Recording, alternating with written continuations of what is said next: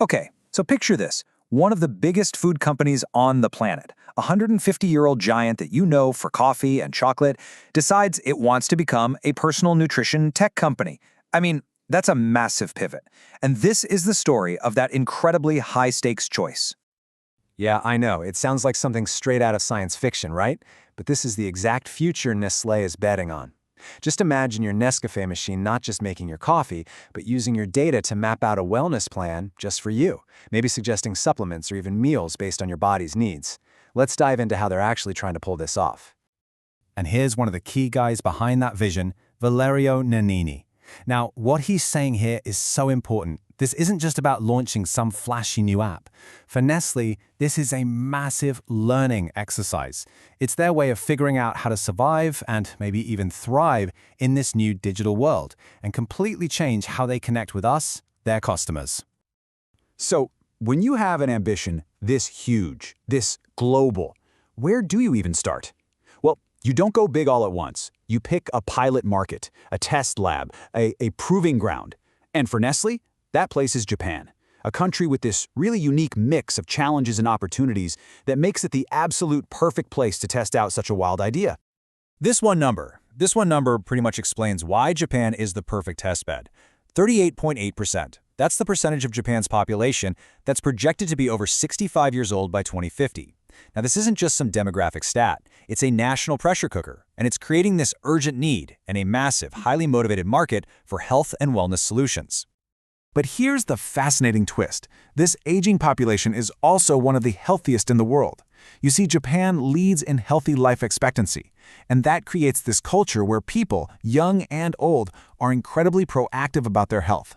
They aren't just looking for medicine when they're sick, they're actively looking for ways to stay healthy for longer. And on top of all that, Japan's government has basically rolled out the red carpet.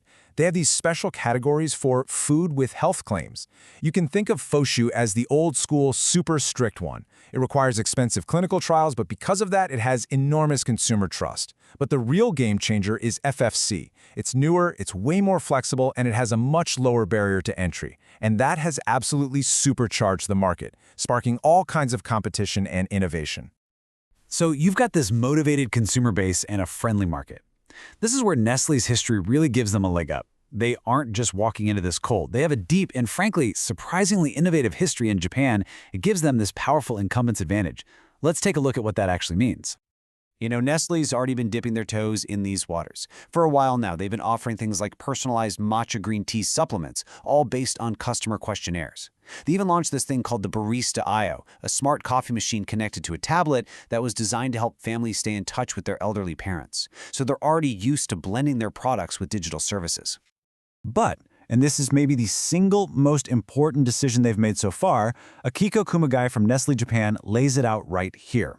Despite all their high-tech ambitions, they drew a very clear line in the sand. They decided that as a food company, they would not take on the risk of handling sensitive personal health data, which she calls biocentric data. Now, I want you to remember this point. It's about to become a huge deal. Because while Nestlé is being all cautious and careful, a totally different kind of competitor is popping up. And we're not talking about other food companies here. We're talking about fast, data-hungry tech startups that have a completely different DNA. It's a classic clash of business models.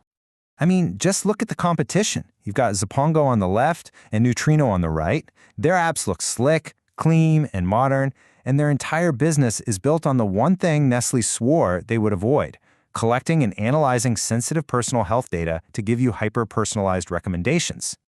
In this chart just lays it all out, right? It's two completely different worlds. Nestlé is product-centric. They're adding digital features to stuff they already sell. The startups, they're platform-centric. For them, the data is the product. They build that data ecosystem first and then figure out what to sell. And it all comes down to that core conflict. Nestlé is cautious with data, while the startups are aggressive.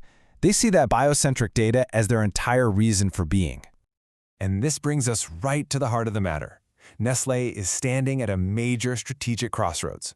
They've got the market, they've got the brand recognition, they can see the competition coming, and now they have to make the big decision. And it's not just one choice, but a whole series of critical, tangled-up questions. First things first, they've got to ask themselves, where's the real money here? Is it in selling personalized supplements? Is it in data analytics for hospitals? Or is it in direct-to-consumer meal planning apps? They have to place a bet on which part of this brand new ecosystem is actually going to take off. And then who are they even building this for? Is the customer an individual, someone like you or me? Or are they targeting other businesses? Hospitals, insurance companies, maybe corporate wellness programs like we saw with Zapongo.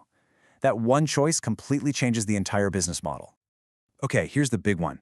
How do they stick to their principles and avoid that sensitive biocentric data, but still create a service that feels genuinely personal and useful? Now, in a world where we're all getting more worried about privacy, their cautious approach could be a huge advantage. It could build a ton of trust.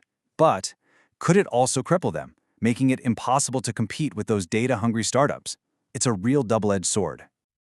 And what about the platform itself? Do they build a walled garden where the app only ever recommends Nestlé products?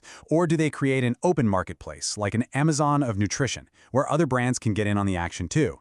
The first option locks in customers, for sure, but the second one could make the platform way more useful and bring in a much bigger audience. And finally, it really all boils down to a question of culture. What can a massive 150-year-old corporation really learn from these little, nimble startups? Can they learn to move fast, to partner up, without losing the trust and the scale that, makes them Nestlé in the first place? So, you see, every single one of those tough questions really boils down to this one ultimate choice of identity. Does Nestlé stay a food giant that just happens to use technology, or does it try to fundamentally transform itself into a technology company that just happens to sell food? That is the multi-billion-dollar question at the very heart of their digital dilemma.